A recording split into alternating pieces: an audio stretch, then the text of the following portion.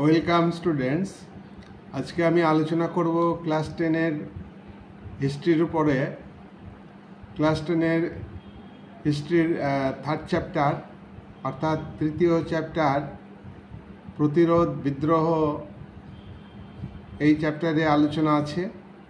তার মধ্যে আমি আগে একটি ভিডিও তৈরি করেছি। আজকের আমার ভিডিওর আলোচনার বিষয় হলো কোল বিদ্রোহ। কোল বিদ্রোহ এটা ভারতের ইতিহাসে একটি গুরুত্বপূর্ণ বিদ্রোহ।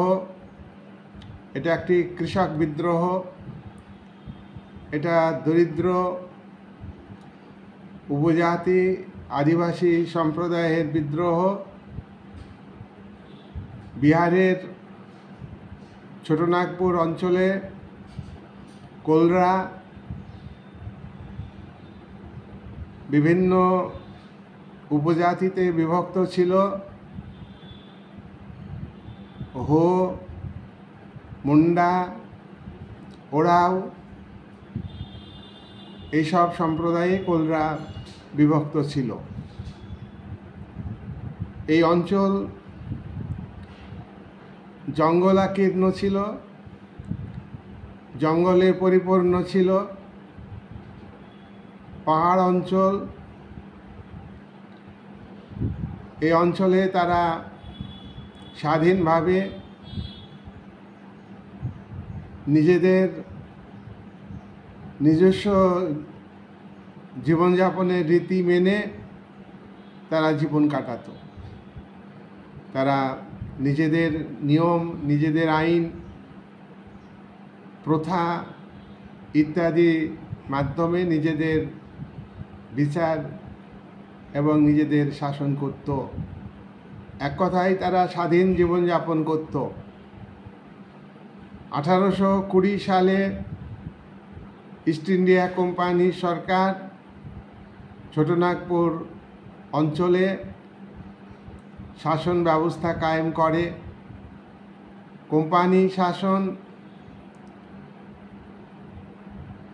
যথাযথভাবে স্বাধীন কোলদের মর্যাদা দেয়নি। কোলদের উপর অত্যাচার করেছে, মানসিক অত্যাচার, অর্থনৈতিক শোষণ এবং শারীরিকভাবে নির্যাতন করেছে। কোম্পানি শাসন 1820 সালে যখন ছোটনাগপুর, বিহারের ছোটনাগপুর অঞ্চলে জঙ্গলমহলে শাসন প্রতিষ্ঠিত হয়েছে, তখন এই অঞ্চলে বাইরে থেকে, অর্থাৎ এই অঞ্চলের বাইরে থেকে হিন্দু সম্প্রদায়ের কিছু জমিদার, মুসলিম সম্প্রদায়ের জমিদার, সম্পদশালী শিখ সম্প্রদায়ের জমিদার, সম্পদশালী মহাজন, তারা এই অঞ্চলে প্রবেশ করে। কোলরা পরিশ্রম করে জমি, অনাবাদি জমিকে জঙ্গল কেটে আবাদি জমিতে পরিণত করে।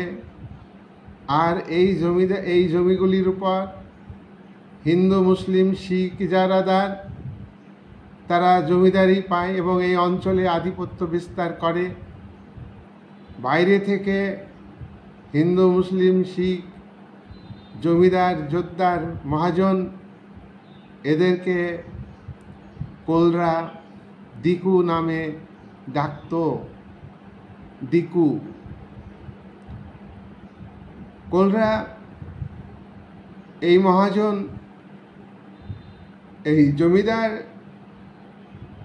এই ব্যবসায়ী, শস্য ব্যবসায়ী, লবণ ব্যবসায়ী, এদের বিরুদ্ধে, এদের অত্যাচারের বিরুদ্ধে আন্দোলন সংগঠিত করে।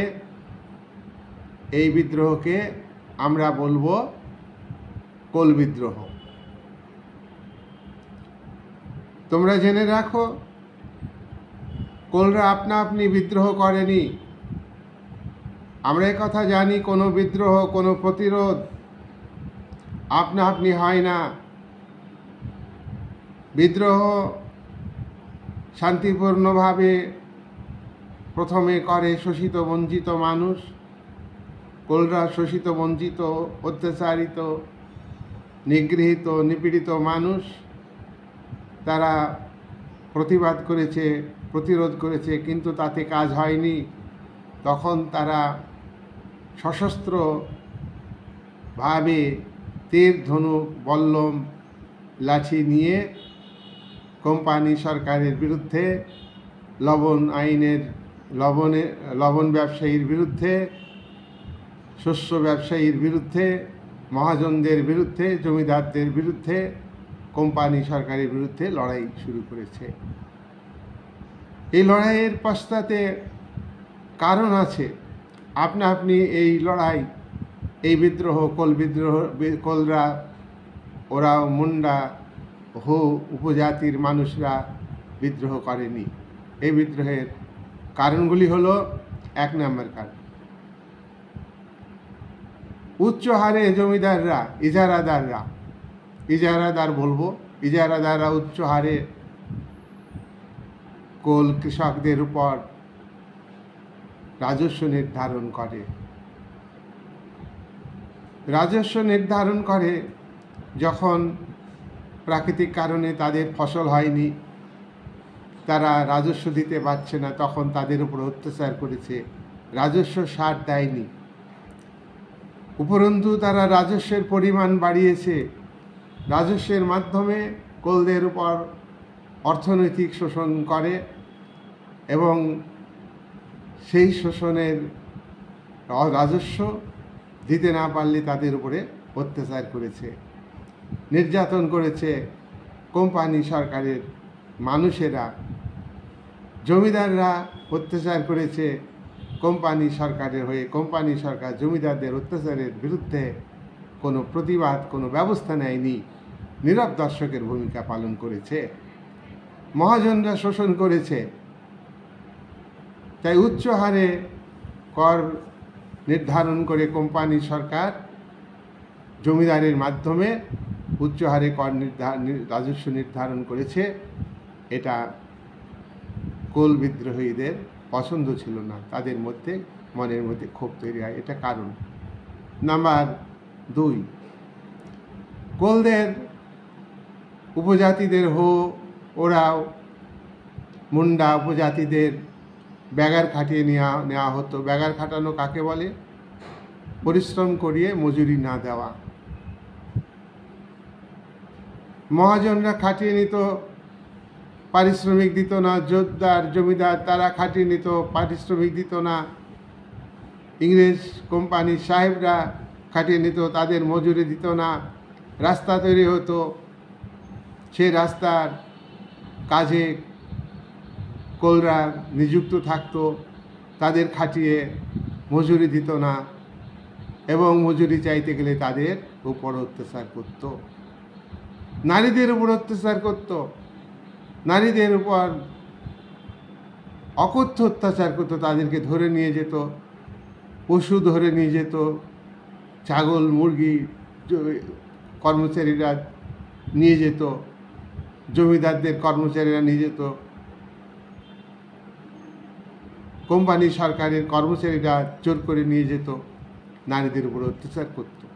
3 নম্বর কারণ, আদিবাসী সম্প্রদায়ের কোলদের মদ্যপান করা একটা স্বাভাবিক নিত্যনৈমিত্তিক ব্যাপার ছিল।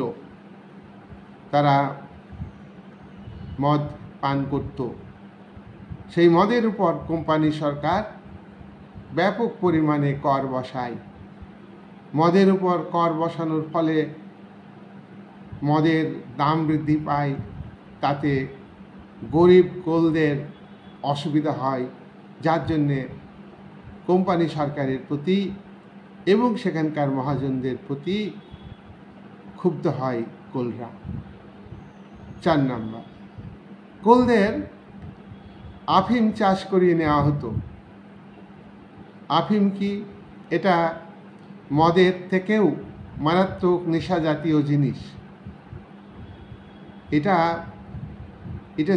এটা চাইতো এটা লাভজনক, কোম্পানির কর্মচারীদের লাভজনক, ইংরেজ ব্যবসায়ীদের লাভজনক,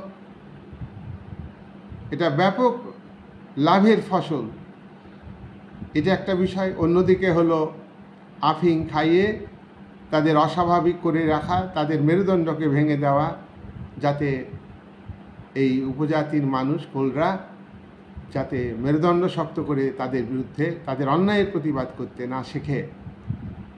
সেই কারণে দুটো উদ্দেশ্য, এক হলো ব্যবসায়িক উদ্দেশ্য শোষণ করা, অন্যদিকে সামাজিক অবক্ষয় ঘটিয়ে কোলদের প্রতিবাদের জায়গা থেকে তাদেরকে দূরে সরিয়ে রাখা, তাদের মেরুদণ্ড ভেঙে দেওয়া। এটা কোলরা এই আফিং চাষ করতে প্রথমে তারা বুঝতে পেরেছিল, আফিং চাষ করতে রাজি ছিল না, কিন্তু জোর করে ইংরেজ কর্মচারীরা তাদেরকে আফিম চাষ করিয়ে নিত, জমিদাররা আফিম চাষ করিয়ে নিত। এটা মেনে নিতে পারেনি কোলরা।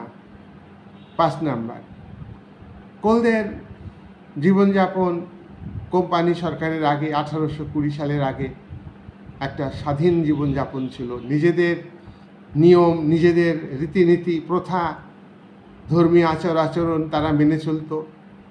তাদের মধ্যে অশান্তি হলে, বিশৃঙ্খলা হলে তাদের আলাদা বিচার পদ্ধতি ছিল। সুতরাং তারা কিন্তু এটাকে বজায় রাখতে চায়। কোম্পানি সরকার নতুন আইন করে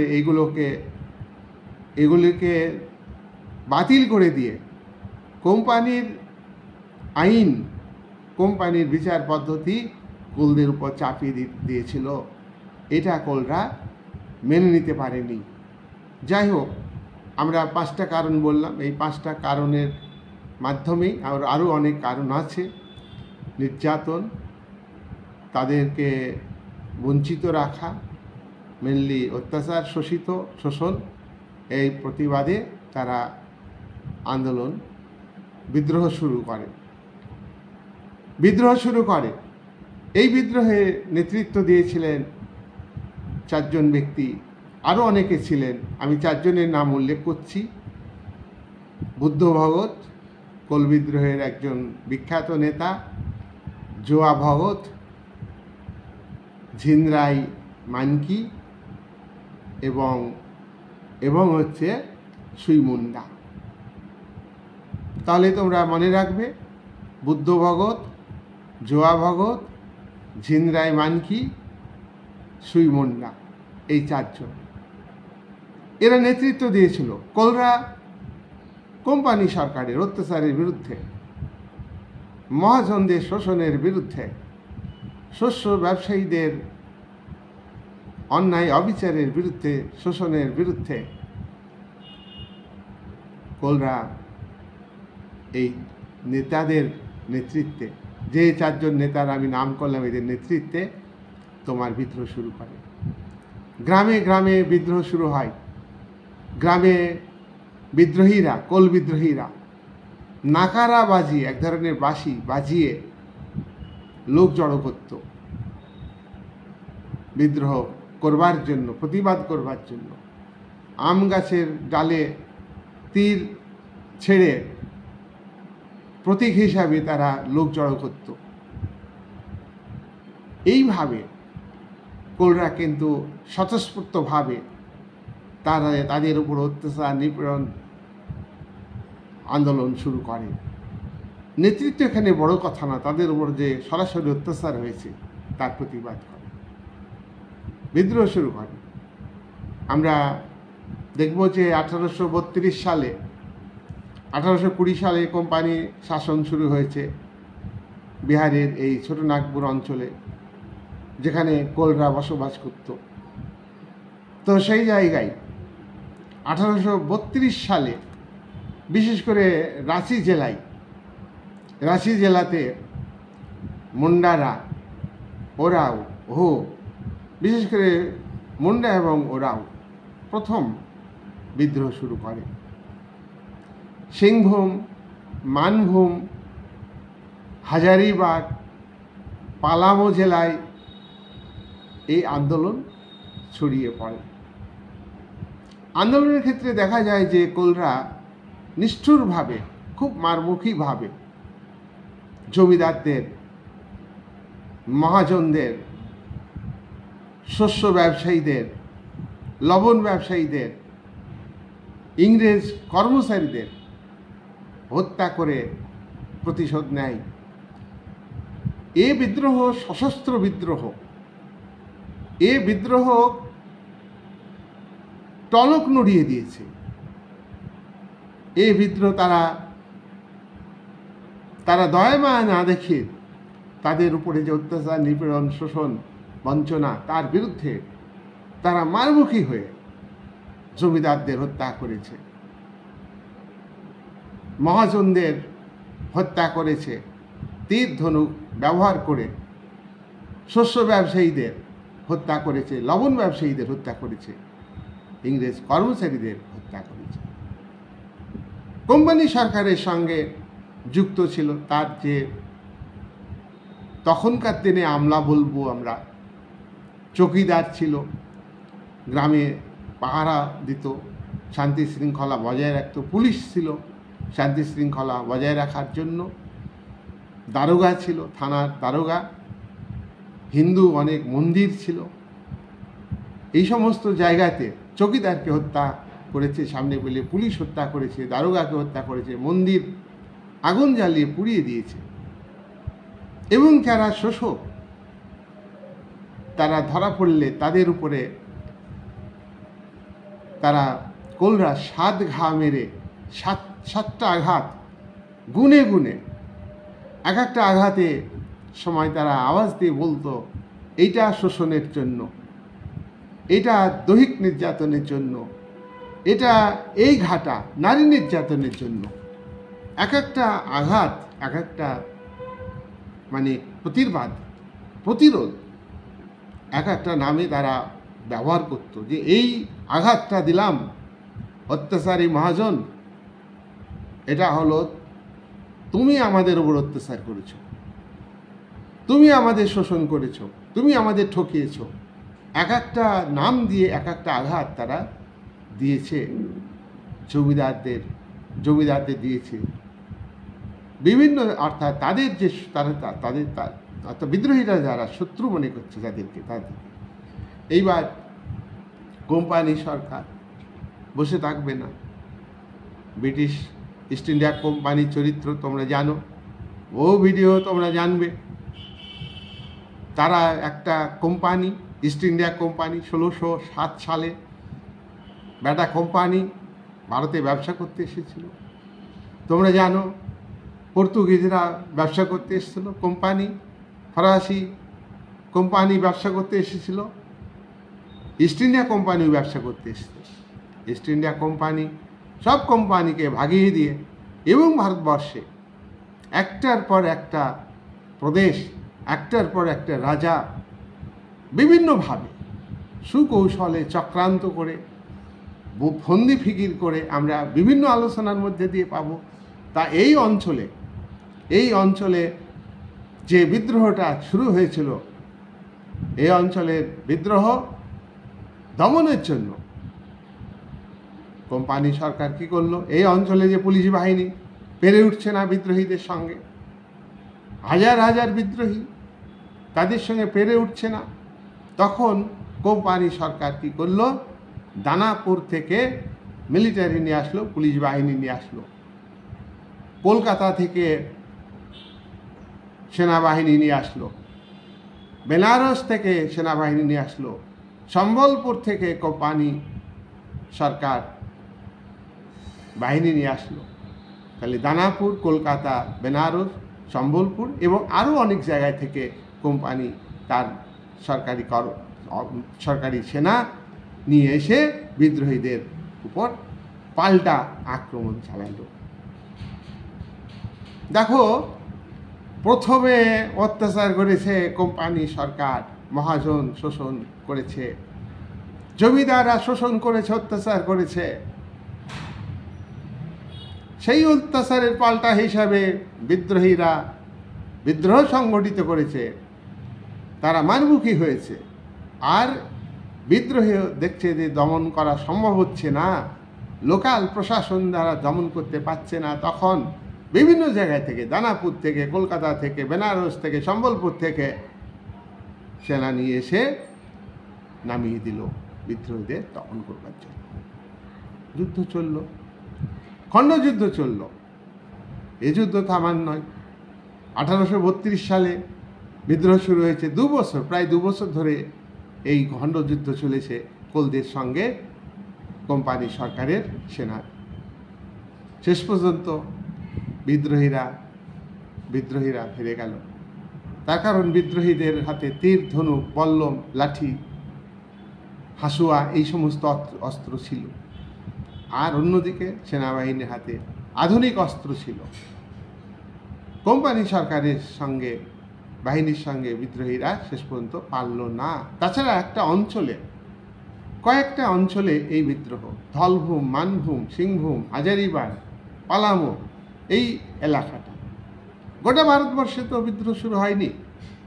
তাহলে এই এলাকার শোষিত বঞ্চিত কৃষকদের যে বিদ্রোহ, সেটাকে কঠোর হাতে দমন করল, নিষ্ঠুরভাবে দমন করল। তাদেরকে হত্যা করা হলো, হাজার হাজার বিদ্রোহীকে হত্যা করা হলো, বিদ্রোহকে দমিয়ে দিল সামরিক শক্তি বলে। কোলরা পরাজিত হলো। কিন্তু আমরা জানি কোনো বিদ্রোহ ব্যর্থ হয় না। বিদ্রোহ ফল দেখলাম আমরা, কোলরা পরাজিত হয়েছে, এটা একটা সাময়িক। কিন্তু এই বিদ্রোহের যে শিক্ষা, সেটা অত্যন্ত গুরুত্বপূর্ণ। কি গুরুত্বপূর্ণ? ধরো দরিদ্র নিরক্ষর কৃষক, যাদের জমি নাই, জমি চাষ করতো জমিদারদের, তখন আজকের মতো রায়ত চাষি নয়। তারা অত্যন্ত পরিশ্রমী, তারা অত্যন্ত সৎ। এই মানুষগুলোর আন্দোলন, এই মানুষগুলোর যে রক্ত ঝরেছে, তা ব্যর্থ হয়নি। কোল বিদ্রোহের প্রভাব আমরা দেখব ভারতবর্ষে। আরও বিভিন্ন কৃষক আন্দোলনে পড়েছে। কোল বিদ্রোহ প্রমাণ করেছে যে কোম্পানি সরকারের টনক নড়াইতে পারে গরিব কৃষকরা। প্রতিবাদ বিদ্রোহ ছাড়া কিছু হয় না।